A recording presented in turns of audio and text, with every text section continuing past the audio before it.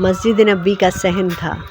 اور ایک شخص کونے میں بیٹھ کے دعا مانگ رہا ہے۔ ذرا اس کی دعا کے الفاظ سنیے۔ اللہم انی اسألک بانک انت اللہ، اے اللہ میں تجھ سے اس لیے مانگتا ہوں کہ تو میرا اللہ جو ہے۔ ذرا غور کیجئے، میرے والد گرامی فرماتے ہیں کہ اگر بیٹا باپ سے کہے کہ ابو جی میں آپ سے اس لیے مانگ رہا ہوں کہ آپ میرے ابو جی ہیں،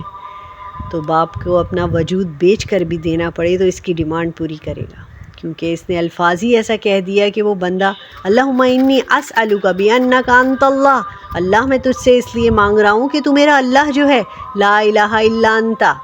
تیرے علاوہ کوئی ہے ہی نہیں، انت احد الصمد الذی لم یلد ولم یولد، تو ایک ہی واحد ہے اور کوئی نہیں جس کے در پہ جاؤں، کوئی چوکھٹ نہیں جہاں دامن پساروں۔ یہ وہ دعا کر رہا تھا کہ میرے حضور صلی اللہ علیہ وسلم نے سن لی، تو ایک صحابی کو فرمایا یہ جو دعا کر رہا ہے یہ جو مانگے گا اللہ اسے عطا کرے گا۔